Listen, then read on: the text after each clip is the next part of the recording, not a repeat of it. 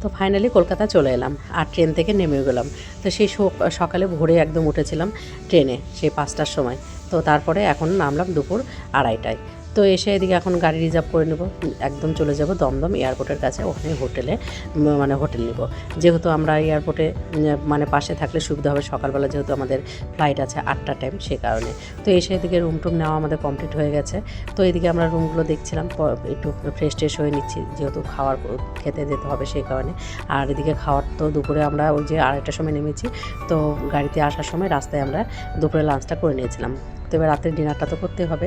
তো এদিকে যে সামনে দেখো এয়ারপোর্ট, তো এয়ারপোর্টের সামনে কিন্তু এই পাশে বিল্ডিংয়ের এই রাস্তা, এই পাশে আমরা আছি, আর বিল্ডিংটার ওই পাশে কিন্তু এয়ারপোর্ট, মানে পুরোটাই প্রাচীর দিয়ে ঘেরা আছে এই পাশ থেকে ওই পাশ।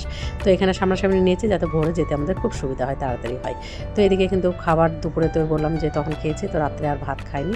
এই সবাই যে পরোটা, তন্দুর রুটি, এইসব মানে চাউমিন এইসবই খাওয়া দাওয়া করেছি। তার কারণ শরীরটা বেশি মানে খারাপ যাতে না হয়, যেহেতু বাইরে এসেছি সেই কারণে। তারপর খাওয়া দাওয়া করে এখানে মানে পাশেই দেখছি এখানে গুরুদুয়ার। তো গুরুদুয়ারে ভাবছিলাম যে একটু যাই, প্রণাম করে আসি।